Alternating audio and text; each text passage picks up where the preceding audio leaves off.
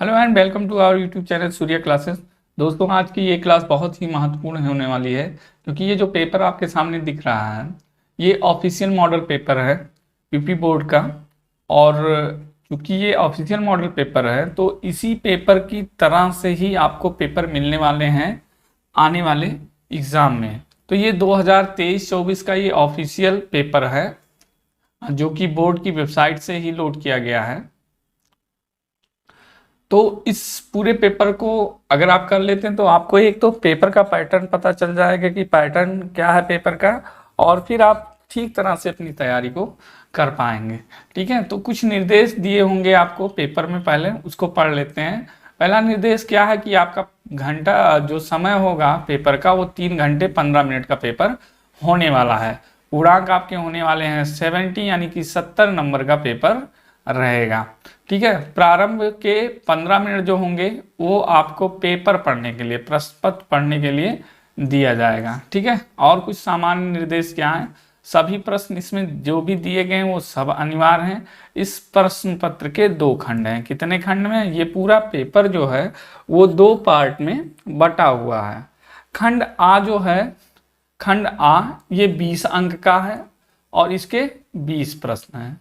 और सारे जो प्रश्न हैं वो कैसे हैं? बहुविकल्पीय हैं, यानी कि एमसीक्यू टाइप के पेपर हैं। आपके 20 क्वेश्चन शुरुआत में जो होंगे वो एमसीक्यू होंगे, और जिनके उत्तर आपको कहाँ देने हैं? कॉपी पे नहीं देना है, OMR शीट जो आपको मिलेगी उस पर देना है। यानी कि शुरुआत के जो खंड आ है उसके 20 अंक जो हैं वो एमसीक्यू टाइप है, मल्टीपल चॉइस क्वेश्चन हैं, और इसके 20 अंक आपको मिलेंगे। और ये सारे क्वेश्चंस के आंसर आपको कहाँ देने हैं? OMR पर देने हैं। ठीक है, दूसरी जो बात, सबसे इंपॉर्टेंट बात है आपके लिए, ये चौथा पॉइंट कि OMR को आपको बहुत ही सावधानी से भरना है। क्यों? क्योंकि OMR पर उत्तर अंकित किए जाने के पश्चात, मतलब एक बार आप गोला भर दिए, ठीक है, उसके बाद उसे ना तो काटें आप, और ना ही इरेजर से, ना ही व्हाइटनर से, यानी किसी भी प्रकार से उसके आंसर में आप चेंज करने की कोशिश ना करें। ठीक, क्योंकि करेंगे तो OMR आपका इनवैलिड हो जाएगा, खराब हो जाएगा। तो इस बात को बहुत ही ध्यान रखना है आपको। OMR को बहुत ही सावधानी से भरना है, क्योंकि एक बार आप जो गोला भर दिए उसके बाद ना तो आप उसको काट सकते हैं, ना तो OMR उस पर व्हाइटनर लगा सकते हैं, और ना ही किसी तरह के इरेजर से उस मार्क को मिटाया जा सकता है। ठीक है, तो ये गलती आप लोग बिल्कुल नहीं करेंगे। OMR को बहुत ही सावधानी पूर्वक, और सावधानी, कुछ एक्स्ट्रा सावधानी मत लीजिएगा, क्योंकि घबराहट में ही OMR गलत होता है। तो घबराना नहीं है, अपने को बहुत ही आराम से इत्मीनान के साथ OMR को भरना। OMR में आपके अनुक्रमांक होगा, नाम होगा, और पेपर का कोड होगा। ये सब बहुत ही सावधानी पूर्वक भरना है। ब्लैक या ब्लू मोटा पेन थोड़ा चलने वाला ले लीजिएगा, उससे OMR भरने में आसानी होगी। ये कोशिश कीजिएगा कि ब्लैक पेन से OMR को भरा जाए। अगला देखिए क्या है, ये जो दूसरा खंड है, खंड बा, इसमें 50 अंक के प्रश्न होंगे। और ये कैसे प्रश्न होंगे? वर्णनात्मक प्रश्न होंगे, यानी सब्जेक्टिव होगा। इसमें आपको आंसर को लिखना होगा, किसमें? कॉपी में। ये जो खंडबा वाले प्रश्न है इनको आपको किसमें लिखना है? कॉपी में अपने लिखना है। समझ गए? किसमें लिखना है? कॉपी में लिखना है खंडबा वाले आंसर। खंडबा में कुल 5 प्रश्न हैं। ठीक है, कुल कितने प्रश्न हैं? 5 प्रश्न है, और प्रत्येक प्रश्न के प्रारंभ में स्पष्टता लिख दिया गया है कि उनके कितने खंड करने हैं। जैसे आगे देखेंगे, कुछ में अथवा लगा है, ये कीजिए या वो कीजिए, या कुछ में 4-5 क्वेश्चन है तो उसमें दिया है 5 प्रश्न कीजिए, 6 प्रश्न है तो कह दिया गया 5 प्रश्न कीजिए। इस तरह से प्रश्नों के जो अंक हैं, यानी कितने नंबर के पेपर हैं, वो उनके सामने अंकित किए जाते हैं कि किस प्रश्न के लिए आपको कितना अंक दिया जाएगा। प्रथम प्रश्न पत्र से आरंभ कीजिए, यानी प्रथम प्रश्न जो है खंड बा का, वहां से आरंभ कीजिए और अंत तक करते जाइए। उस पर समय नष्ट मत कीजिए जो आपको नहीं आ रहा है। ठीक है, यहाँ पर बीच में छूटा है, उस प्रश्न पे आप समय नष्ट मत कीजिए जो प्रश्न आपको नहीं आ रहा। तो ये था आपको शुरुआत में, आपके पेपर में शुरुआत में ये सारी सूचनाएं दी गई होंगी, जिनको आपको वहां पढ़ने के बजाय यहाँ पर ही पढ़ लीजिए, ताकि वहाँ जा कर के आपका टाइम वेस्ट ना हो। और सबसे इम्पॉर्टेंट जो बात है, ये OMR वाली पॉइंट नंबर 4, ये जो है, जो पॉइंट नंबर 4 है, ये आपको बिल्कुल ध्यान में रखना है कि OMR हमारा गलत ना हो किसी भी प्रकार से। घबराहट में नहीं, बड़े ही इत्मीनान के साथ हमें OMR अपने करने हैं। ठीक है, समझ में आ गया इतनी सारी बात। तो अब चलिए इस जो ये model paper, official model paper है यूपी बोर्ड का, उसको हम सॉल्व करते हैं, एक एक करके देखते हैं। आज फर्स्ट वीडियो में हम केवल MCQ ही पूरे करवा पाएंगे, 20 MCQ हैं, उसको ही मैंने रखा है पहले पेपर में, और सेकंड पार्ट और थर्ड पार्ट में मिला करके हम बड़े ही इत्मीनान से, आराम से सारे क्वेश्चंस को देखने वाले हैं। तो चलिए शुरू करते हैं। हमारा पहला क्वेश्चन हम लेके चलते हैं आपको अपने पहले प्रश्न की ओर।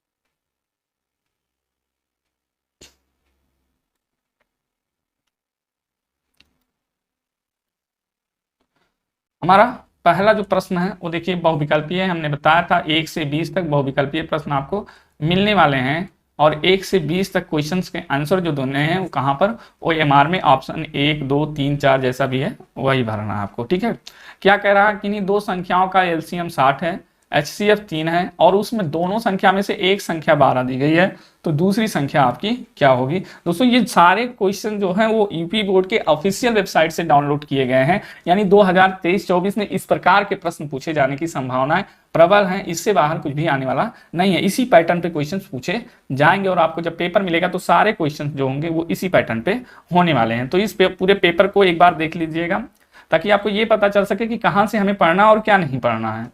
इंपॉर्टेंट होता है एग्जाम में ये सोचना कि क्या नहीं पढ़ना है, क्योंकि हम सारा लेके पढ़ने बैठ जाएंगे तो हमारा हो नहीं पाएगा।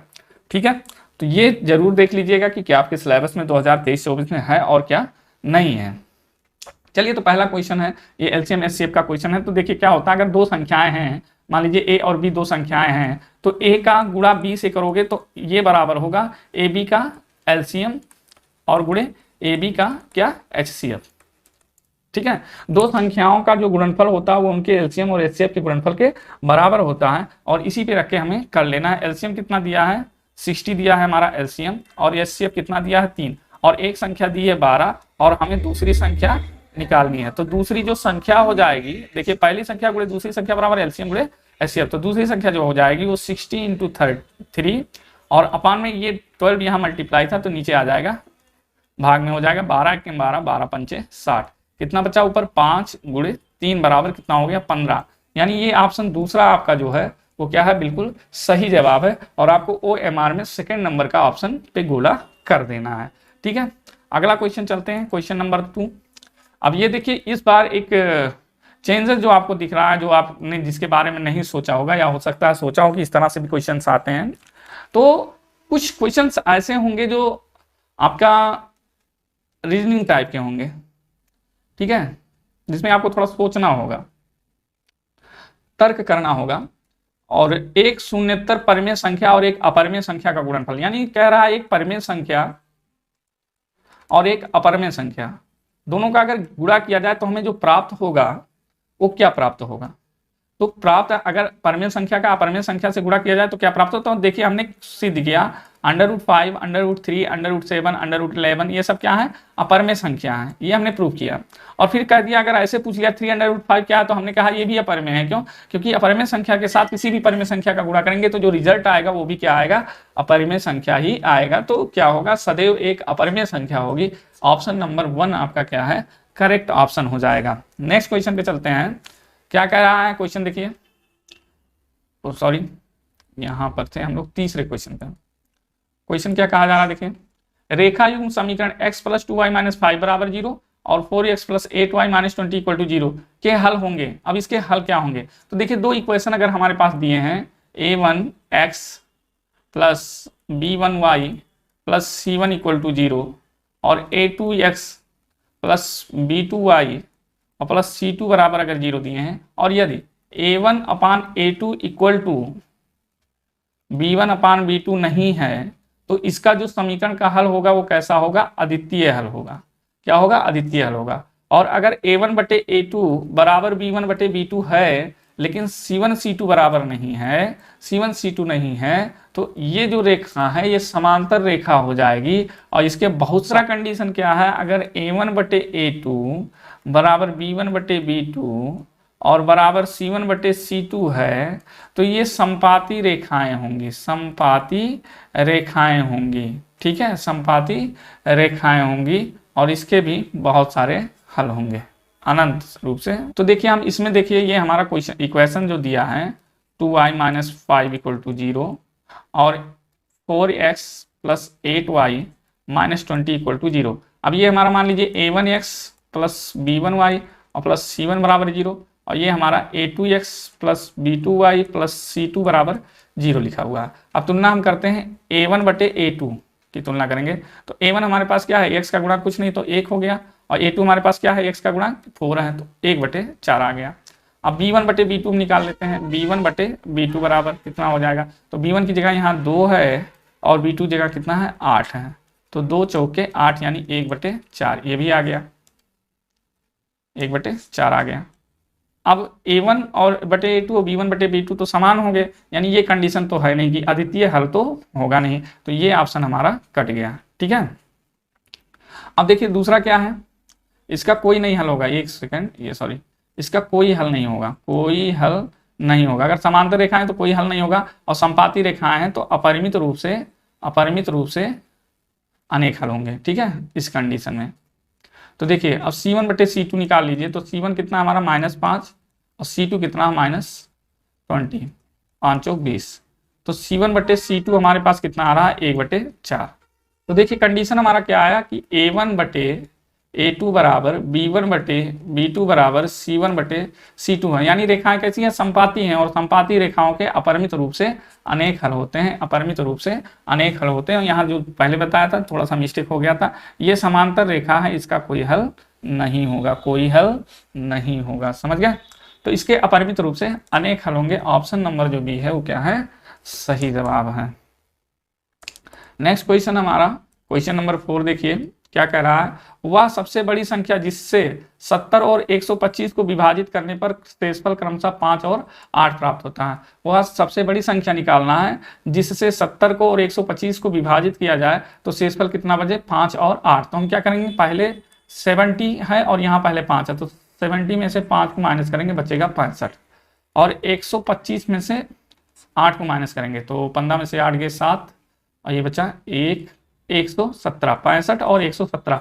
अब इन दोनों का हम क्या करेंगे, HCF निकाल लेंगे, 117 इन दोनों का क्या करेंगे हम HCF निकालेंगे। तो यूक्लिड का ही प्रयोग कर लेते हैं, 65 इकन्ने 65, 2 बचा और यहाँ 11 में से 6 52, 65 करेंगे तो 52 इकन्ने 52 कर दीजिए, 3 बचा यहाँ 13 और 52, 13 चौका 52। ठीक है, हमारा HCF कितना आ गया 13। ठीक है, तो 13 वह संख्या है, ऑप्शन 1 आपका सही होगा। अगर 13 से 70 में भाग करेंगे ना तो देखिए कितना बच रहा है, 13 पचे 65, 5 70, 5 शेष बच रहा है, ये कंडीशन हो गई। और 125 में अगर हम 13 से भाग करें तो कितना होगा, 13 अट्ठे 104, 13 9 117, 17 और 8 कितना बचा 25 और 125 में भाग करने पर 8 बच रहा है, यानी ऑप्शन हमारा 1 जो है वो क्या हो जाएगा, करेक्ट ऑप्शन हो जाएगा। चलिए नेक्स्ट क्वेश्चन पे आते हैं। 3 के प्रथम 5 गुणजों का योग, 3 के प्रथम 5 गुणजों, ये क्वेश्चन बताइए कहां से, ये एपी से है, एपी से है। अब 3 के प्रथम 5 गुणज क्या है, 3 एक 3, 3 दूना 6, 3 त्रिका 9, 3 चौक 12, 3 पचे 15। अब इन सबका योग निकालना है तो वैसे ही जोड़ सकते हैं, लेकिन अगर हम SN लगाएंगे तो क्या होता है n/2 2a plus n-1 into D, ये होता है हमारा n पदों का योगफल। ठीक है, अब n कितने हैं, 2 2 4 1 5, 5 पद हैं तो 5/2 लिख देंगे। 2 गुणे a क्या होती है, पहली संख्या, अगर AP आपने पढ़ा होगा तो ये आपको पता होगा। n कितने हैं, 5 हैं, 5 माइनस 1 कर दीजिए और d इन दोनों का अंतर, तो 6 में से 3 माइनस किसी भी आगे वाली संख्या से पीछे वाली संख्या में माइनस कर देंगे तो d मिल जाएगा। हमारे पास d यहाँ आ रहा 3, तो 5/2 हो गया, 3 दूना 6 और 5 माइनस 1 4 3 12, तो क्या हो गया 5/2 और गुणे 18, 2 9 18, 9 पचे कितना हो गया 45। तो आंसर हमारे पास ये वाला ऑप्शन सही है, 45 आंसर आ जाएगा। ठीक है, नेक्स्ट क्वेश्चन पे चलते हैं हम लोग। क्वेश्चन नंबर हमारा 6।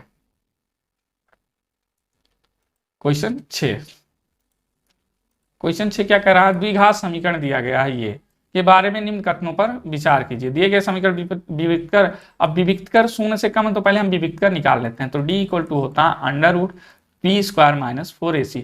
अगर कोई समीकरण है दो घात का a x square plus b x plus c equal to 0, तो इसका जो विविक्त कर होता है वो एक्स का गुणांक का वर्ग माइनस 4 गुणे एक्स स्क्वायर का गुणांक और फिर अचर पद। तो इसमें देखिए ए के जगह बी के ए के जगह पर कितना है 2 है, बी की जगह -4 और सी की जगह पे 3 है। ये सी है, ये बी है और ये क्या है ए है।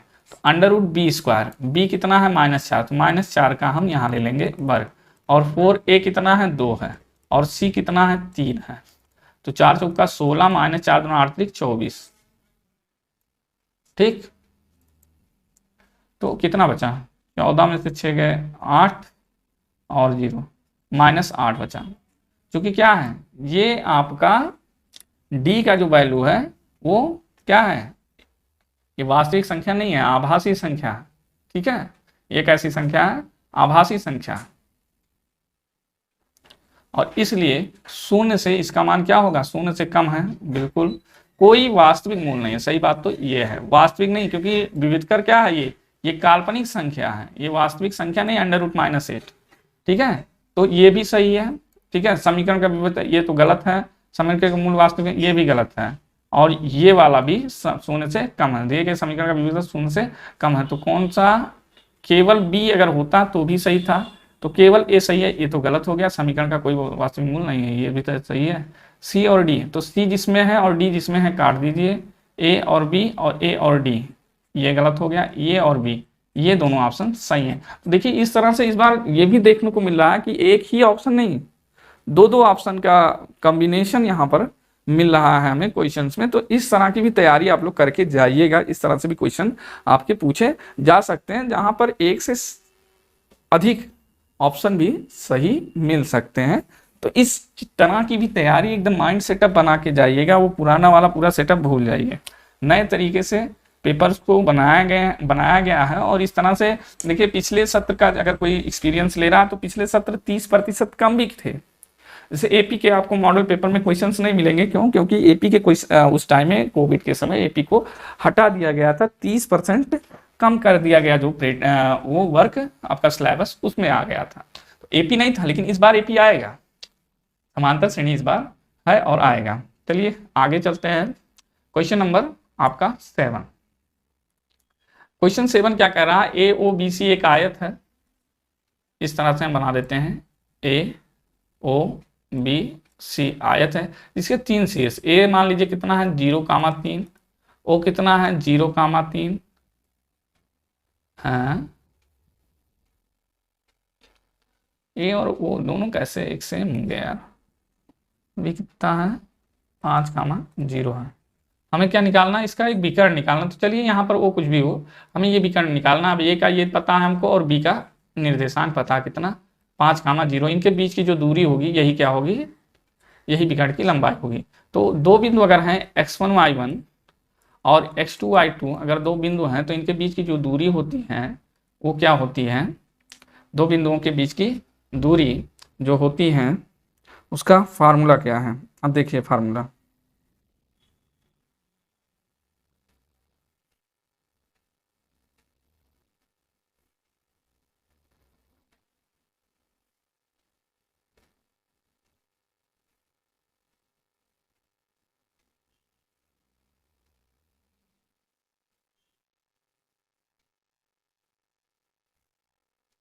दो बिंदुओं के बीच की जो दूरी का फार्मूला होता है वो होता है under root x1 minus x2 का होल स्क्वायर और प्लस y1 माइनस y2 का होल स्क्वायर। तो इसमें x1 कितना है? देखिए x1 हमारा यहाँ 0 3 है और x2 की जगह पर हम ले रहे हैं 5 और 0। ठीक है, तो x1 कितना हमारे पास 0 और माइनस x2 कितना हमारे पास 5 है, तो 0 माइनस 5 का होल स्क्वायर। y1 हमारे पास 3 है और माइनस y2 हमारे पास 0 है, इसका होल स्क्वायर। इस तरह से अब ये हमारे पास कितना हो गया? 5 का स्क्वायर 25 और प्लस 9, 25 और 9 कितना हो गया? Under root 34। और यही √34 ऑप्शन नंबर 3 में लिखा गया है। यानी ऑप्शन थर्ड वाला जो ऑप्शन है उस पर आप OMR में टिक लगा दीजिएगा। तो यहाँ से भी क्वेश्चन पूछे गए हैं, निर्देशांक ज्यामिति का ये क्वेश्चन था। चलिए आगे चलते हैं क्वेश्चन नंबर 8 पर।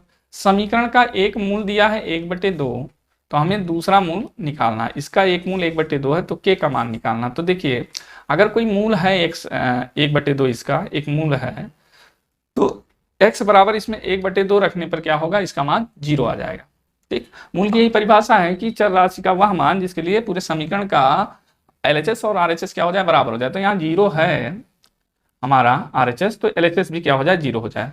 तो चूंकि आप लिखेंगे इस तरह से, और थोड़ा सा एग्जाम में लिखिएगा भी बढ़िया से कि क्या आप कर रहे हैं, कैसे कर रहे हैं, कैसे हो रहा है। यहाँ पर तो हम ऐसे ही बता दे रहे हैं आपको, थोड़ा समय की बचत होगी आपकी भी और जल्दी से आपका रिवीजन भी हो जाएगा इस कारण से। लेकिन वहाँ एग्जाम में पूरा समय लीजिएगा, 3 घंटे आपको जो मिले हैं उसमें से ना 1 मिनट कम लीजिएगा ना 1 मिनट ज़्यादा लीजिएगा, पूरे समय लीजिएगा और आराम से बैठ के क्वेश्चन करिएगा। देखिए यहाँ क्या लिखना है, क्योंकि 1/2 क्या है, समीकरण का मूल है। क्या है, मूल है।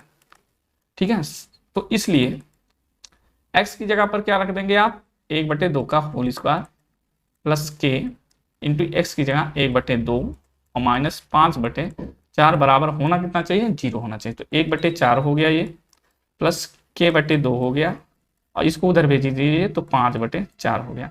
2 4 का यहाँ से एलसीएम लेंगे तो 4 आएगा, 4 × 4, 2 दूना 4 बराबर 5 क्या हो गया, 4। अब ये 4 यहाँ से कैंसिल हो गया, हमारे पास बचा क्या है, 1 + 2k = 5। 2k = क्या हो जाएगा, 5 - 1 यानी 4। ये 1 उधर जाएगा, माइनस हो जाएगा। अब k = क्या आ गया, 4/2, 2 2 = 4, k = 2। ठीक है, अब k का मान 2 आया, यानी ऑप्शन नंबर 1 जो है वो आपका करेक्ट आंसर है। नेक्स्ट क्वेश्चन पे चलते हैं। देखिए दो त्रिभुज समरूप कब होते हैं, यदि इनके संगत कोण बराबर हो, इनकी संगत भुजाएं एक ही अनुपात में हो, उपयुक्त दोनों, इनमें से कोई नहीं। तो ये उपयुक्त दोनों वाला ये भी ऑप्शन सही है, ये भी ऑप्शन सही है, इसलिए टोटल ऑप्शन मिला करके आपका जो 3 है वो सही हो जाएगा। अगर दो त्रिभुज समरूप हैं तो इनकी संगत भुजाओं का अनुपात बराबर होता है और संगत कोण भी इनके क्या होते हैं, बराबर होते हैं। तो चलिए नेक्स्ट क्वेश्चन पे चलते हैं। क्वेश्चन नंबर 9 सॉल्व करते हैं। दो त्रिभुज समरूप होते हैं, ये तो हो गया भाई, हाँ रिपीट हो गया है, तो इसका ये ऑप्शन सही है। क्वेश्चन नंबर 10 पे आते हैं। ये क्वेश्चन है क्वेश्चन नंबर 9, 10 छूट गया क्या, मैं भी, चलिए ठीक है कोई बात नहीं, ये क्वेश्चन छूट गया। क्वेश्चन नंबर 11 है, sin theta minus cos theta बराबर 1 हो तो sin power 4 theta plus cos power 4 theta का मान क्या होगा। ठीक, मान क्या होगा, तो देखिए दिया हमारे पास क्या है, sin theta minus cos theta = 1। तो एक काम करिए, दोनों पक्षों का वर्ग कर दीजिए, दोनों पक्षों का वर्ग कर दीजिए। तो अब ये हो जाएगा sin theta minus cos theta का होल स्क्वायर बराबर 1 का स्क्वायर। अब इधर a - b का होल स्क्वायर लगाएंगे तो आ जाएगा sin square theta plus cos square theta और -2 sin थीटा और इंटू कॉस थीटा = कितना हो गया, 1। ठीक है, अब देखिए इसका मान तो हो जाता है 1, sin square theta plus cos square theta का मान होता है 1, -2 sin theta into cos theta = 1। अब ये 1 उधर जाएगा, -2 sin theta into cos theta = 1 - 1 यानी कि 0, थीटा बराबर 0 आ गया। ठीक है, अब फिर देखिए क्योंकि sin square theta plus cos square theta का होल स्क्वायर बराबर क्या मिलेगा आपको, a square plus b square का होल स्क्वायर जब करेंगे तो इधर मिलेगा sin 4 theta plus cos 4 theta और plus 2 sin square theta into cos square theta. ठीक है, ये और इधर क्या है आपका 1 का वर्ग लिखा है, sin square theta plus cos square theta = 1। अब ये 1 हो गया, ये हमारा हो गया sin 4 theta plus cos power 4 theta और plus 2 sin theta, 2 sin theta into cos theta का, इसको आप क्या लिख सकते हो, होल स्क्वायर। अब ये sin 4 थीटा, 4 थीटा नहीं है, पावर 4 है। अब देखिए sin theta into cos theta का वैल्यू कितना आया था, अब ये 2 इधर जाएगा तब इसका भी मान क्या हो जाएगा, 0 हो जाएगा। जीरो। तो यहाँ पर आप जीरो लिख दीजिएगा, स्क्वायर खत्म हो गया। तो यानी साइन 4 थीटा और कॉस पावर 4 थीटा का वैल्यू जो कितना आया वो आ गया 1, यानी ऑप्शन 1 जो है वो क्या है, सही ऑप्शन हो जाएगा। क्वेश्चन नंबर 12 चलते हैं। Sine 2a equal to 2 sine A कब सत्य होता है? Sine 2a equal to 2 sine A कब सत्य होता है? अब मान लीजिए, मान लेते हैं हम a का जो मान है वो क्या है, 0 है। तो साइन 2a मतलब क्या हो जाएगा, साइन 2 गुणे 0, यानी साइन कितना हो जाएगा, 0 बराबर कितना हो जाएगा, साइन 0 का मान कितना होता है, 0। और फिर 2 साइन ए की जगह पर तो हमको लिखना कितना है, 0। तो 2 साइन 0 का मान कितना हो गया, 0, यानी कि 0। यानी थीटा इक्वल टू अगर 0 रखा जाए ए का मान, तो साइन 2a और 2 साइन ए क्या हो जाएगा, बराबर हो जाएगा, क्योंकि दोनों का मान कितना आया, 0। तो थीटा इक्वल टू 0 डिग्री पर साइन 2 थीटा बराबर 2 साइन थीटा होता है। अगला क्वेश्चन, क्वेश्चन नंबर 13 दिया है, यदि 4 tan थीटा इक्वल टू 3 हो तो इसका वैल्यू हमें निकालना है। 4 tan थीटा इक्वल टू 3 है, ठीक है, कोई बात नहीं, निकाल लेंगे हम लोग वैल्यू। अब देखिए, चूंकि 4 tan थीटा, यहाँ पर क्या लिखा है, एक सेकेंड,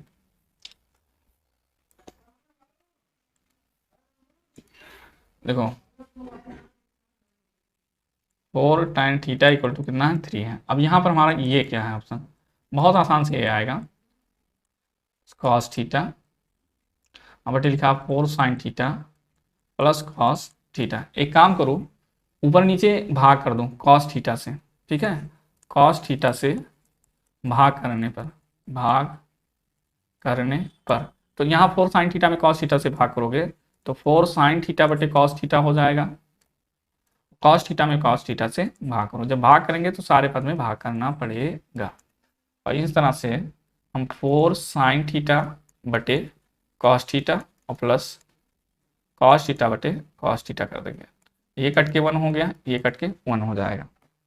अब बचेगा हमारे पास क्या है, यहाँ से देखिए 4 sin थीटा बटे cos थीटा तो क्या हो जाएगा, 4 tan थीटा, और माइनस यहाँ क्या बचा, cos थीटा कट के 1, और यहाँ पर भी वही बचेगा 4 tan थीटा प्लस 1। अब 4 tan थीटा का मान कितना है, 3, यानी ये हो जाएगा 3 माइनस 1 बटे 3 प्लस 1, 3 माइनस 1 2 बटे 4, कितना बचा, 1 बटे 2। तो ये ऑप्शन थर्ड वाला जो ऑप्शन है वो क्या हो जाएगा, सही जवाब हो जाएगा। अगला क्वेश्चन चलते हैं 14 देखिए, ट्रिग्नोमेट्री से 3 क्वेश्चन पूछ लिया है, यहीं पे 3 क्वेश्चन लगातार पूछा गया है इसमें मॉडल पेपर में, ठीक, अब क्या ही कहा जाए। और ये भी सेक ए और प्लस tan ए और 1 माइनस साइन ए का मान क्या होगा। तो देखिए सेक ए को हम लिख सकते हैं 1 बटे कॉस ए, tan ए को हम लिखेंगे साइन ए बटे कॉस ए, ठीक है, और 1 माइनस साइन ए। अब इसको हम क्या लिख सकते हैं, इन दोनों को अगर जोड़ देंगे तो हर समान है, तो हर को वैसे लिख देंगे हम कॉस ए, और ऊपर हमको क्या मिलेगा, ऊपर 1 प्लस साइन ए, और इधर कितना है 1 माइनस साइन ए। अब यहाँ पर a प्लस बी है और यहाँ पर a माइनस बी है, तो क्या हो जाएगा, a स्क्वायर यानी 1 का स्क्वायर 1 और माइनस बी स्क्वायर यानी साइन स्क्वायर a, और बटे कितना हुआ कॉस a, और 1 minus sine square a equal to होता है कॉस स्क्वायर। ये ट्रिग्नोमेट्री का बेसिक फार्मूला है। कॉस ए कैंसिल हो गया, आपका सही जवाब क्या हो गया, कॉस ए। तो यहाँ देखिए कहीं पे कॉस ए है, चौथा ऑप्शन कॉस ए है, यानी ऑप्शन नंबर 4 सही जवाब होगा।